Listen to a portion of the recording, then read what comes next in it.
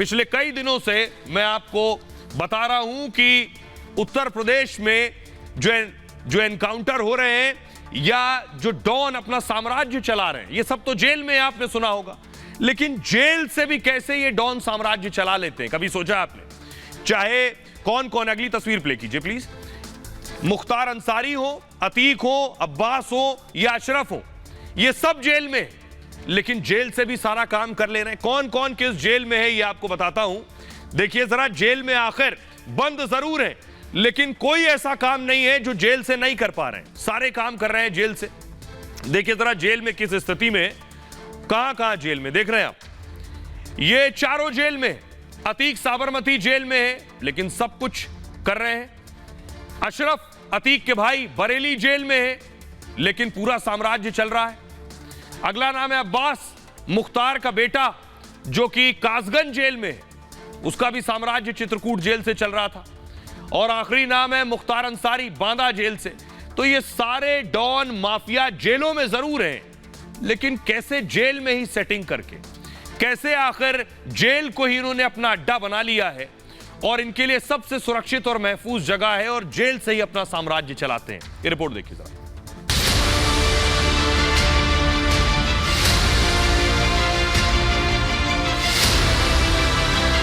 Jail बन गए don के साम्राज्य। साबरमती जेल से अतीक ने उमेश को मरवा दिया। अतीक के भाई ने बरेली जेल में मर्डर की साजिश रची।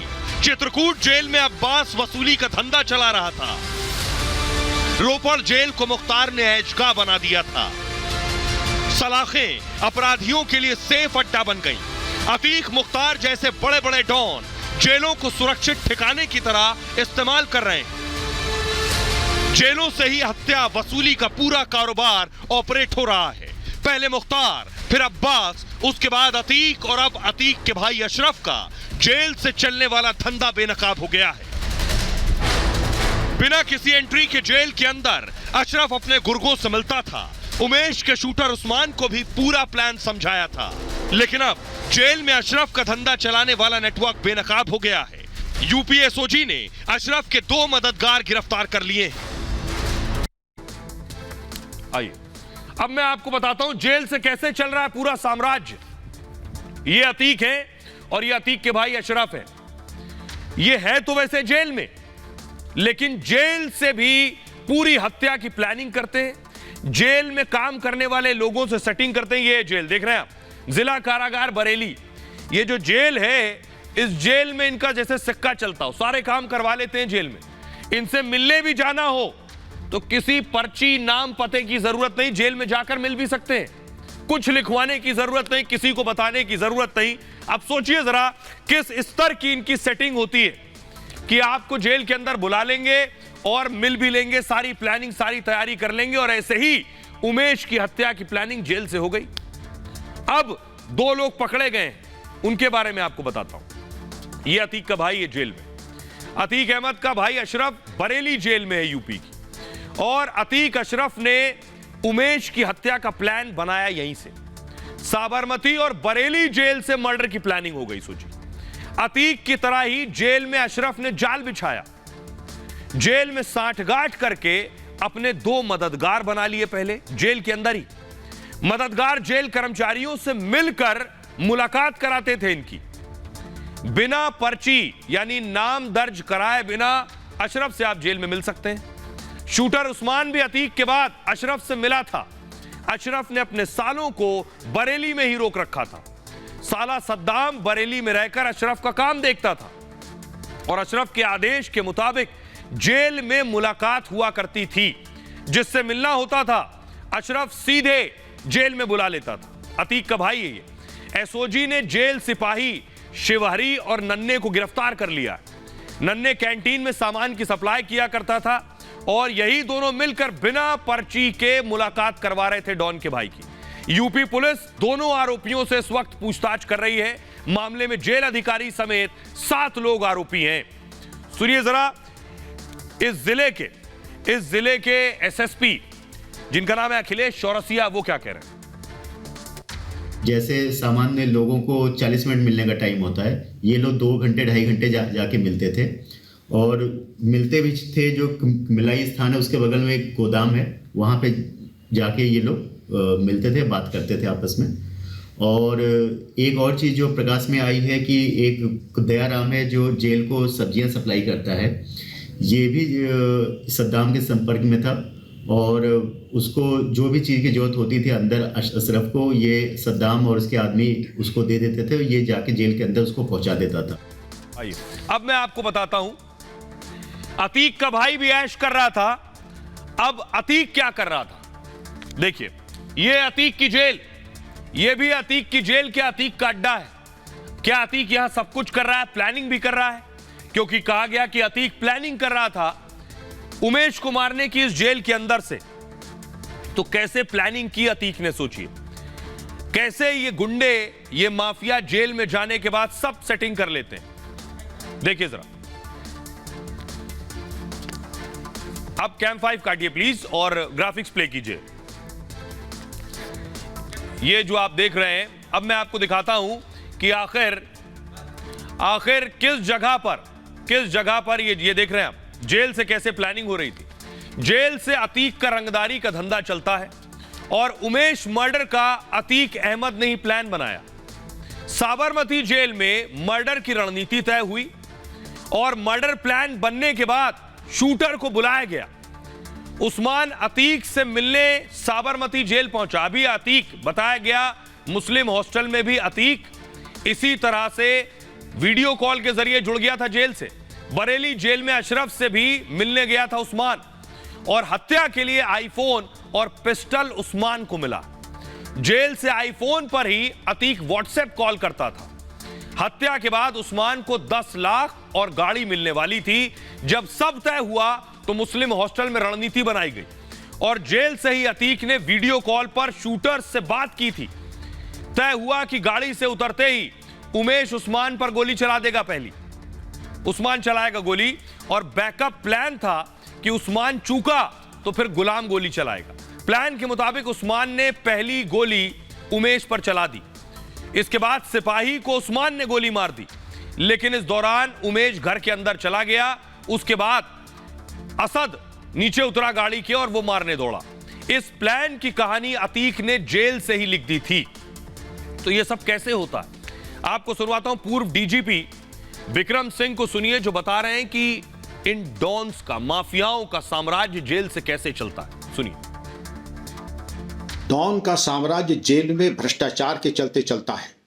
जेल कर्मचारियों और कहीं कहीं पुलिस विभाग की मिली भगत के कारण माफिया अपने हिसाब से जेल में अपनी व्यवस्था सुनिश्चित कर लेते हैं। सहयोग, मुलाकात, मोबाइल फोन का इस्तेमाल, आईटी फैसिलिटीज जिसमें लैपटॉप और अन्य संसाधनों के माध्यम से लोगों को डराना, धमकाना, बुलाना और धन की उगाही करना। यहाँ तक कि कॉन्ट्रैक्ट किलिंग का भी षड्यंत्र इस तरीके से जेल के अंदर चलता है। तो बात हो गई अतीक के भाई की, अतीक की जेल में कैसे साम्राज्य चलता है। ये एक डॉन हो गए। दूसरे डॉन की बात करने जा रहा हूं, मुख्तार का बेटा अब्बास और मुख्तार, ये भी जिस जेल में बंद है वहां इनका सिक्का चलता है। तस्वीर दिखाइए, ये चित्रकूट कारागार, यहां इनकी मौत चलती है इस जेल में। ये इनका अड्डा है, इनकी मर्जी से सारी चीजें हो रही थी चित्रकूट जेल में। कैसे ये जिस जेल में जाते हैं वहां वही होता है जो ये चाहते हैं। दूर मत जाइए, मुख्तार का बेटा जिस जेल में था उस जेल में क्या हो रहा था देखिए जरा। उस जेल में कौन था और क्या हो रहा था, ग्राफिक्स प्ले कीजिए प्लीज।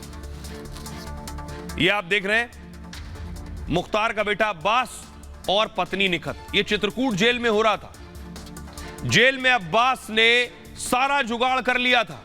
पत्नी निखत हर दिन मिलने जेल जाती थी और हर दिन 3 से 4 घंटे के लिए जेल में ही रहती थी। बंद कमरे में निखत पति अब्बास से मिला करती थी। निखत के फोन से वसूली का धंधा चल रहा था और वसूली के लिए जेल से फोन करता था अब्बास। सिर्फ वसूली नहीं, अधिकारियों को भी जेल से धमकाया करता था। मुकदमों में गवाही देने वालों को भी धमकाता था जेल से। अब्बास ने जेल से भागने का प्लान बना लिया था, लेकिन इस दौरान जानकारी लीक हो गई। जेल में छापा पड़ा तो बड़े बड़े खुलासे हुए। बंद कमरे में अब्बास की पत्नी निखत पकड़ी गई। कमरे से निकलकर अब्बास बैरक में पहुंच गया था और मुलाकात के लिए निखत ने महंगे गिफ्ट दिए थे। जेल कर्मचारियों को मोटी रिश्वत दी गई थी। यहां भी जेल के अंदर ही अब्बास की बर्थडे पार्टी का भी इंतजाम था। वैलेंटाइंस डे के दिन भी बड़ी पार्टी की तैयारी थी, लेकिन पार्टी होने से पहले ही छापा पड़ गया। चित्रकूट से कासगंज जेल अब्बास को शिफ्ट किया जा चुका है। अब आपको दिखाता हूं उस जेल की तस्वीर जहां शिफ्ट किया गया। अगली तस्वीर दिखाई, ये आप देख रहे हैं, ये जिला कारागार कासगंज अब यहां शिफ्ट कर दिया गया है अब्बास को उस चित्रकूट जेल से। सुनिए जरा, पूर्व डीजीपी बता रहे हैं कैसे कैसे माफिया और डॉन के लिए बहुत महफूज अड्डा बन गए जेल। इन्हें लगता है जेल में सबसे ज्यादा सुरक्षित भी रहेंगे, कोई मारेगा नहीं, और जो करना है वो कर लेते हैं जेल से। सुनिए। माफिया के अड्डे जो जेल के अंदर बने हैं वो भी इसीलिए बने हैं क्योंकि जेल स्टाफ की मिली भगत, भ्रष्टाचार। आपने जो भी मिसालें अभी देखी होंगी, जो सबसे बड़ी 2 मिसालें मैं बता रहा हूं, सुकेश चंद्रशेखर दिल्ली, मुख्तार अंसारी के बेटे चित्रकूट, ये जो भी हुआ है भ्रष्टाचार को लेकर के हुआ है।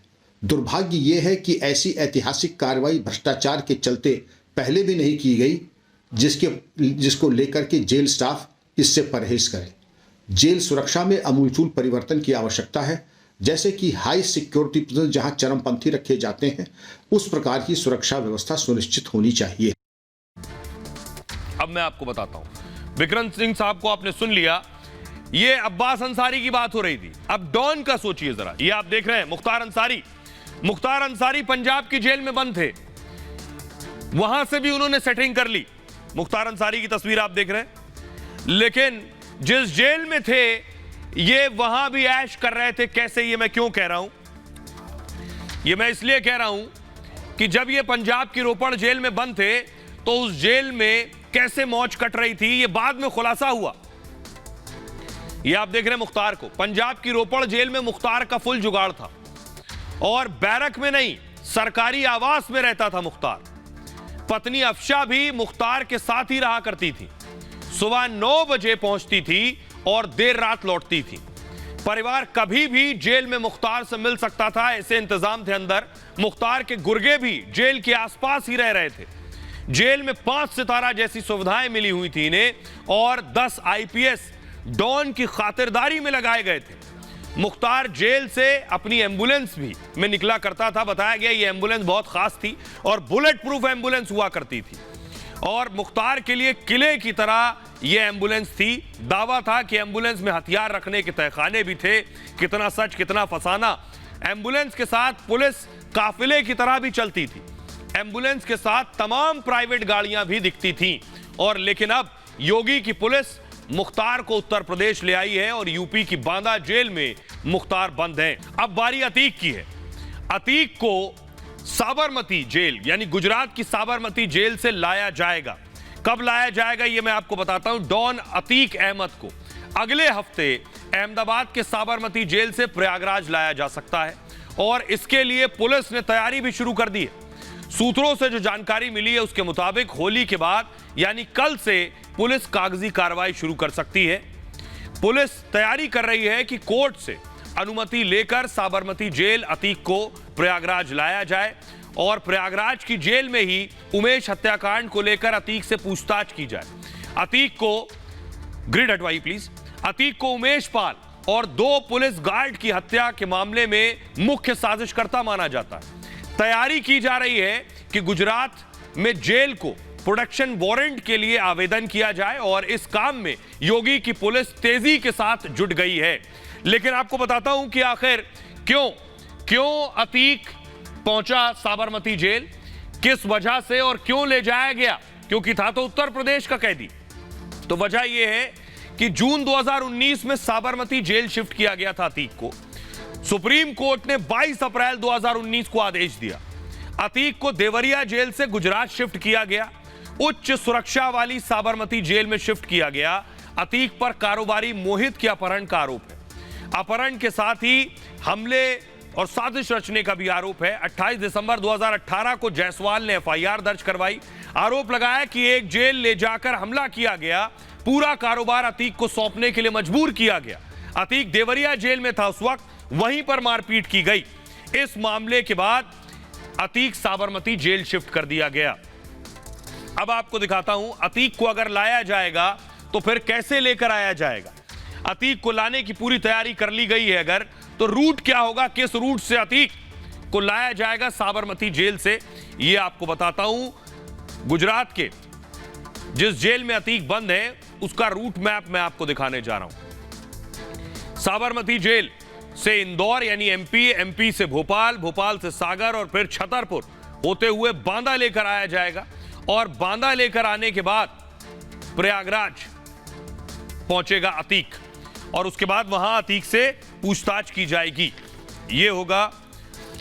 अब आपको दिखाता हूं अतीक को प्रयागराज लाकर सवाल जवाब होंगे, लेकिन दूसरी तरफ अतीक के जो बेटे आप देख रहे हैं, बड़ी खबर यह है कि अतीक के बेटे असद ने सबको पीछे छोड़ दिया, यानी पिता को, चाचा को, बाकी लोगों को भी पीछे छोड़ दिया है, सबसे आगे बढ़ गया है। किस मामले में ये आपको बताऊंगा। जो अभी फरार है असद, उसकी मैं बात कर रहा हूं। उसने पूरे घर को पीछे छोड़ दिया है इनाम के मामले में। सबसे बड़ा इनाम आज तक ना अतीक पर लगा ना उनके भाई पर लगा। जो बेटा फरार है इस पर अब तक का सबसे बड़ा इनाम, यानी पिताजी नंबरी और बेटा 10 नंबरी। अब देखिए जरा इनाम किस किस पर कितना रहा है। 2 लाख का इनाम रह चुका है एक बेटे पर, अशरफ पर 1 लाख का इनाम और ये अली है जिन पर 50,000 का इनाम। लेकिन ये जो छोटा बेटा तीसरे नंबर का, इस पर 2.5 लाख का इनाम। सबको पछाड़ दिया। पिता अतीक, चाचा अशरफ से भी आगे निकल गया असद। असद ने 2 बड़े भाइयों को भी पीछे छोड़ दिया। ये दोनों बड़े भाई हैं। अतीक का बेटा असद 2.5 लाख का इनामी बन गया है। परिवार का सबसे ज्यादा इनामी बदमाश और यूपी पुलिस की मोस्ट वांटेड लिस्ट में भी नाम दर्ज है। इससे पहले असद के चाचा पर इनाम घोषित हुआ। अतीक के जो भाई अशरफ, इन पर 1 लाख रुपए का इनाम घोषित हुआ था। राजू हत्याकांड में सीबीआई ने अशरफ पर वारंट जारी किया। फरार होने के चलते 1 लाख का इनाम घोषित किया गया। बाद में पुलिस ने जुलाई 2020 में अशरफ को अरेस्ट किया था। चर्चा यह थी कि एनकाउंटर के डर से सरेंडर कर दिया। असद के बड़े भाई मोहम्मद उमर पर 2 लाख का इनाम घोषित था। सबसे कॉर्नर पर दाढ़ी में जिसे आप देख रहे हैं वो उमर, 2 लाख का इनाम घोषित था। लखनऊ के प्रॉपर्टी डीलर मोहित जायसवाल को अगवा किया इन्होंने। देवरिया जेल में ले जाकर मोहित जायसवाल की पिटाई की थी और पिता अतीक और गुर्गों के साथ ही असद को भी आरोपी बनाया गया। फरार होने के चलते सीबीआई ने 2 लाख का इनाम घोषित किया था उमर पर। इसके बाद उमर ने सीबीआई कोर्ट के सामने सरेंडर कर दिया था। असद का दूसरे नंबर का भाई है अली। यह अली, 50,000 का इनाम अली पर रहा है। प्रॉपर्टी डीलर जीशान पर जानलेवा हमला अली ने किया था। प्रॉपर्टी डीलर से 5 करोड़ की रंगदारी मांगी थी। 2021 में केस दर्ज हुआ तो अली उसके बाद से फरार था। पहले 25,000, फिर उसके बाद 50,000 का इनाम घोषित कर दिया। इनाम घोषित होने के बाद कोर्ट के आगे अली ने सरेंडर कर दिया था। लेकिन सबसे बड़ा इनाम तो असद पर है 2.5 लाख का। बहरहाल खबरों में आगे बढ़ते हैं। आज की एक और बड़ी खबर है। बात जेल की हो रही है चारों तरफ, डॉन का जेल में साम्राज्य। तो अब एक बात मंत्री जी की, मंत्री जी को डर लग रहा है जेल के अंदर। कौन है मंत्री जी? पूर्व मंत्री हैं। सिसोदिया की हत्या की साजिश हो रही है, यह कहना है आम आदमी पार्टी का। केजरीवाल के करीबी फिलहाल जेल में है, तिहाड़ जेल में। अगली तस्वीर दिखाइए जरा। जो देश की सबसे महफूज जेल मानी जाती है, तिहाड़ जेल, माना जाता है इससे ज्यादा सुरक्षा किसी जेल में नहीं है। आम आदमी पार्टी का कहना है कि उनके पूर्व मंत्री और बड़े नेता सिसोदिया की हत्या हो सकती है जेल में। रिपोर्ट देखिए।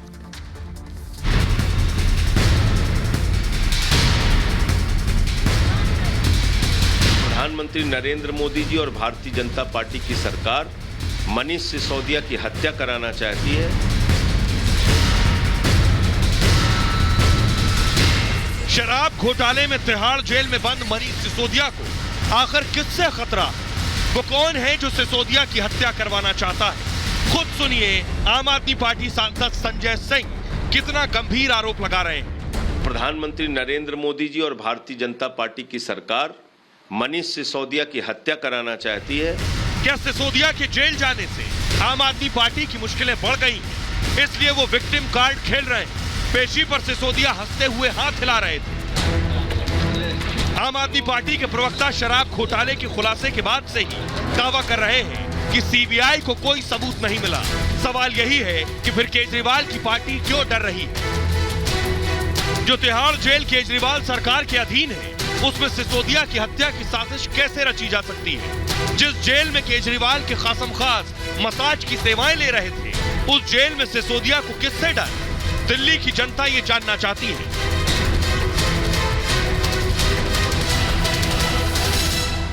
तो कौन कह रहा है मनीष सिसोदिया की हत्या हो सकती है, क्यों हो सकती है? आपको बताते हैं, जबकि जेल की जो जिम्मेदारी है, जेल का प्रशासन है, वो दिल्ली सरकार के अधीन। सिसोदिया को तिहाड़ के जेल नंबर 1 में फिलहाल रखा गया है। आम आदमी पार्टी ने सिसोदिया की हत्या की आशंका जताई है। संजय सिंह ने साजिश रचने का आरोप लगाया है। तिहाड़ की जेल नंबर 1 में उनका कहना है बहुत खूंखार कैदी हैं और इस जेल में कई मानसिक कैदी भी बंद हैं। उसी में सिसोदिया को बंद कर दिया, जो किसी के इशारे पर हत्या भी कर सकते हैं, ऐसे कैदी हैं। और बीजेपी हमें दिल्ली में नहीं हरा पाई। अब इसको देखिए, बीजेपी की हार जीत से जोड़ दिया। अब हार का बदला इस तरह लिया जा रहा है। हमारे नेताओं की हत्या की साजिश हो रही है। सिसोदिया को विपश्यना सेल में रखने की मांग की गई है। अब बड़ा ताज्जुब है, जिस जेल के अंदर केजरीवाल के एक मंत्री मसाज करा पा रहे हो, उसी जेल में दूसरा पूर्व मंत्री कैसे असुरक्षित हो सकता है? सुनिए जरा क्या कुछ कह रहे हैं संजय सिंह और मनोज तिवारी।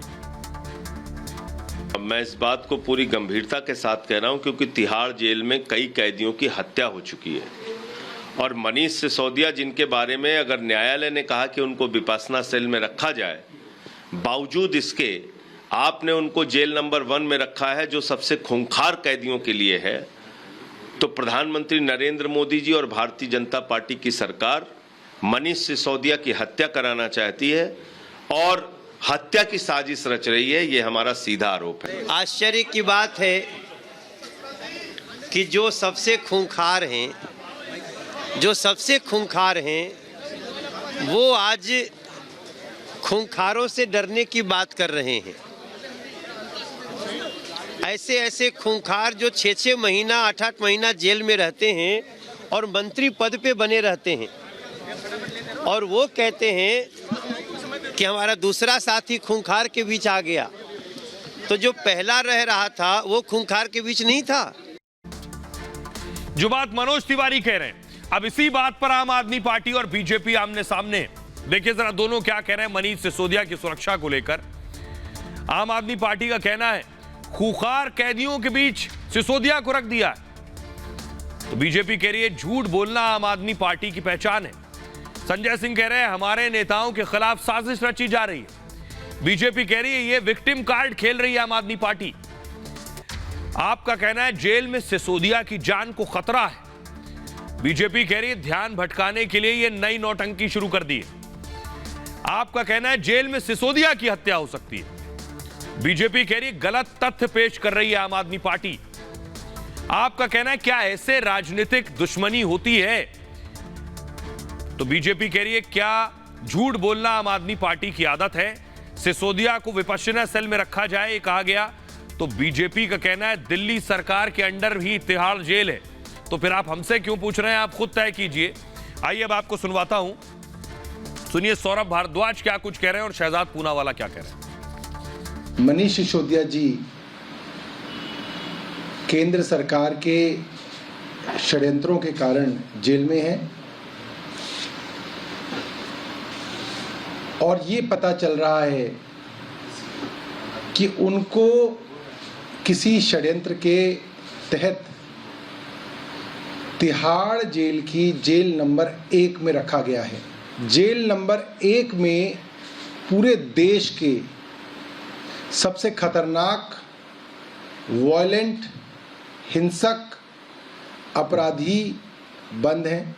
आम आदमी पार्टी की पहचान बन चुकी है झूठ बोलना, औद्योगिक स्तर के झूठ बोलना और विक्टिमहुड कार्ड खेलते रहना जब भी उनका भ्रष्टाचार पकड़ा जाए। और आज एक नया झूठ बोला जा रहा है कि किस प्रकार से मनीष सिसोदिया को बहुत ही प्रताड़ित किया जा रहा है जेल के भीतर अपराधियों के साथ, खूंखार अपराधियों के साथ रखकर।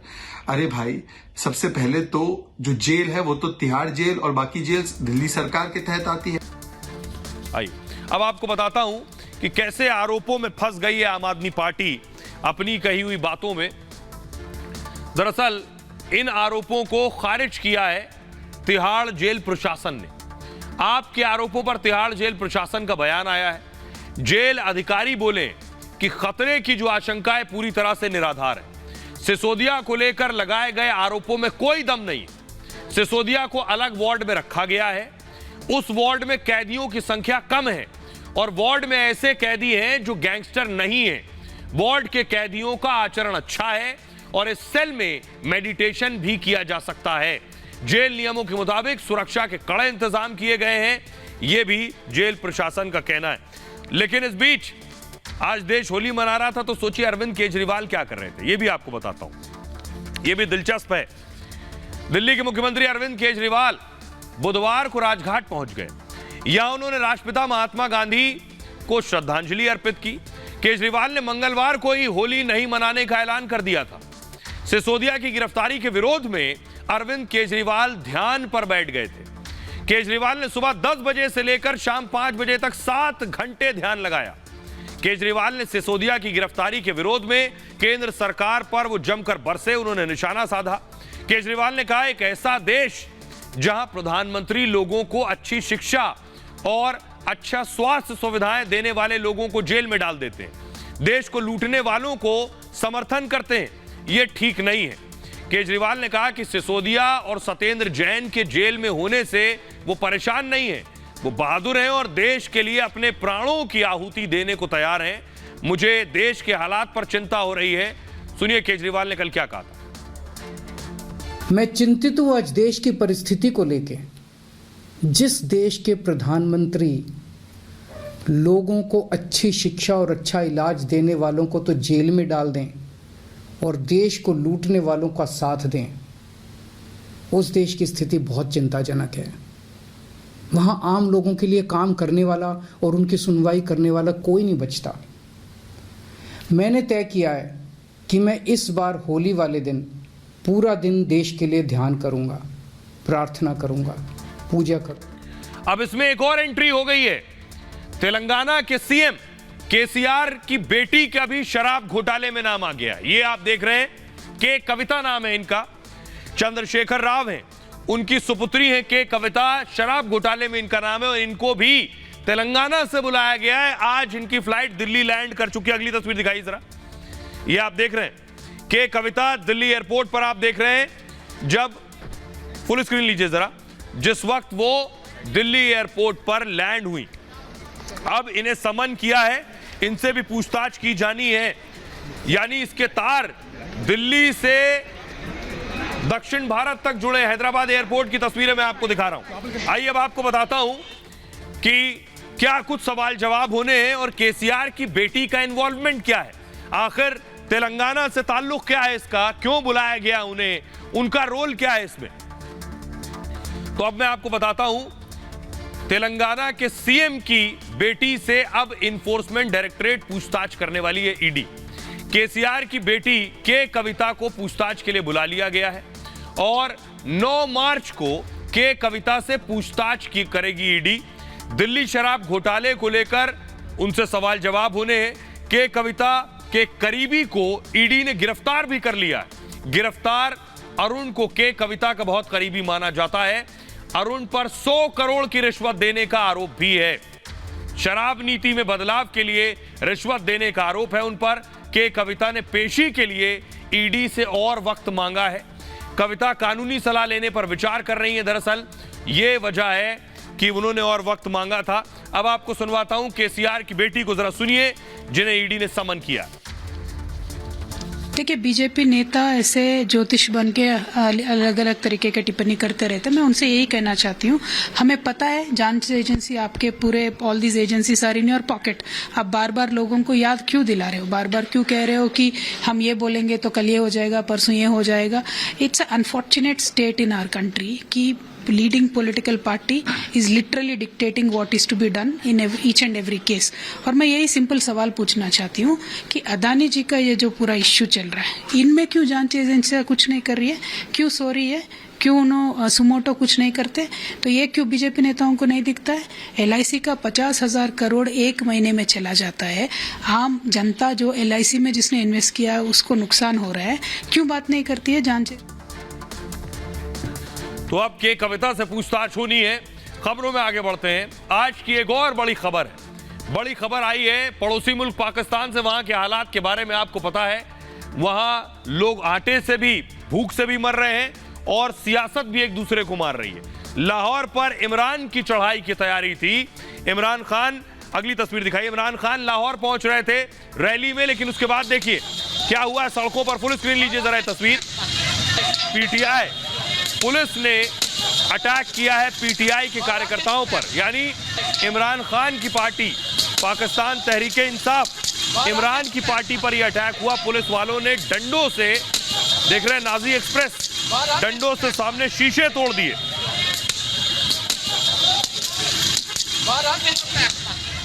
आइए एक और तस्वीर आपको दिखाता हूं। ये आप देख रहे हैं, वहां भी वाटर कैनन का इंतजाम किया गया था। फुल स्क्रीन लीजिए जरा। इमरान के कार्यकर्ताओं पर पानी की बौछारें मारी गई। इमरान यहां बहुत बड़ी रैली करने वाले थे, लाहौर चढ़ाई की तैयारी थी। हजारों कार्यकर्ताओं को कॉल दिया था, बुलाया था, लेकिन धारा 144 लगा दी गई वहां और उसके बाद कार्यकर्ताओं को वहां से खदेड़ दिया गया। आइए अब अगली तस्वीर दिखाता हूं। इतना ही नहीं, ये देख रहे हैं आंसू गैस के गोले भी चले। फुल स्क्रीन लीजिए जरा। आंसू गैस भी फायर हुए, टीयर गैस।